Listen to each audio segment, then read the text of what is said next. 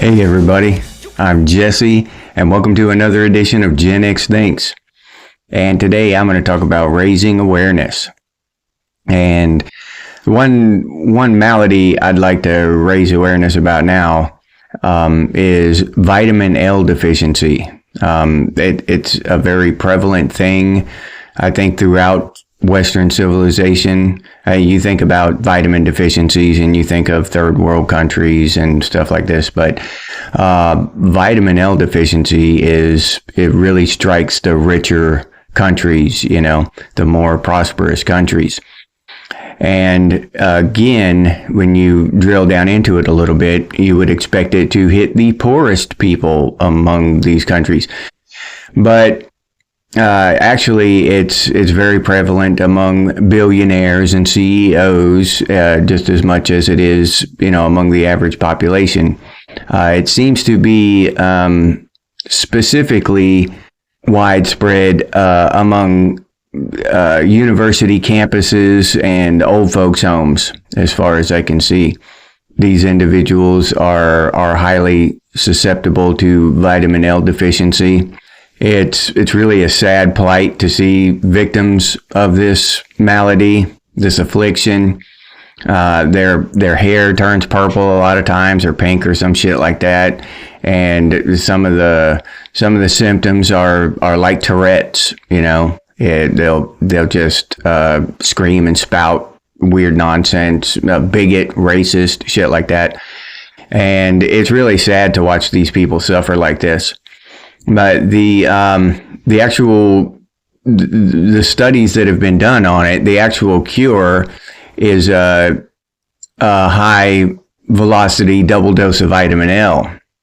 And of course, whenever you're talking about medications like this, like any kind of medication or even over the counter stuff, there are side effects, right? And the side effects of a vitamin L injections are loss of hearing, loss of vision, trouble breathing, loss of motor control completely, internal bleeding, external bleeding, and even death.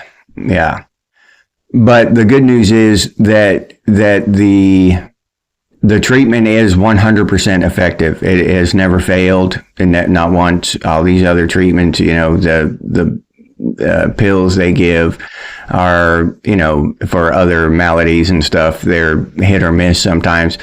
But the vitamin L dosage is a couple doses of vitamin L cures it 100%, as long as they are administered accurately. Then it's 100% cure. So we got to keep that in mind when administering vitamin L. Now, there's also I've heard that freedom pills and freedom seeds also do the job too. So but do your own research is what I say with any of these medications. You need to do your own research, and you're taking your own, you're taking the risk of messing with this other kind of shit. But speaking of death, here's another thing awareness needs to be brought to, in my opinion, and that is death discrimination. A lot of bigots out there, for some reason, they're brainwashed or whatever into believing that dead people shouldn't have the right to vote, or collect Social Security, or their SNAP or their EBT benefits just because they're dead. This kind of just right-wing Nazi bigotry it saddens my heart to see it, and it's intolerable in a civilized society. You know what I mean? How are these dead people going to survive without their benefits? You know what I'm saying? You can't. Seriously, you cannot expect these people to support themselves, to get up and go to work. They're dead, for Christ's sake. They're dead. So it doesn't make sense, for right wingers and these hillbillies and shit to be spouting this nonsense about, dead people shouldn't get their benefits. They have as much right to benefits as everyone else, right? It's like you don't even care anymore about dead people. You don't care about their standard of living, I can't support that kind of, just that line of thought, that whole bigot thing, where I'm better than you because I'm alive and all this shit. It just sickens me, to be honest, to see people spouting this bigotry, this nonsense. It really sickens me to my heart. But we need to end it, and this people need to be more aware of just that Nazi sentimentality, that Nazi mentality rather, and be on the lookout for these type of people, who would discriminate against the dead and try to hold them down. Dead people want to be free and live happy lives just like everyone else. You can't just strip them of their rights because they're different than you. Okay, you can't do that. That's bad. We all know it. So, we just got to quit. We just got to quit the bullshit, and we'll just cancel everyone who doesn't agree with me. I'm just going to cancel all of you because I'm right. You're bigots, and that's just the way it is. It's just stupid to argue with me, and I don't like arguing with stupid bigots anyway. So, and to go on with this whole thing, hopefully up until now it's been obvious that this has been a parody. But this video is about raising awareness, right? Because I hear this shit all the time. Oh, let's raise awareness. We need to raise awareness about this or raise awareness about that. And every time I hear that, I see what they're raising awareness about, and I don't give a shit. I just don't give a shit. I don't care about the plight of the illegal immigrant who broke the law to come over here and is driving our wages down. I don't care about the plight of the transgender dude who's whatever, trying to get the same rights as me that he already has. He's already got the same rights as me, but he wants more rights, transgender rights. I don't understand that. I still haven't been able to figure that out. I've actually talked about that on several videos, and I still am not, I have no idea what kind of rights they want that they don't already have. They got the same rights as everybody else, but so all this raising awareness about all this shit is just, it's just another ridiculous thing that these people are doing that I don't understand. Why the hell do you want to raise awareness about some shit?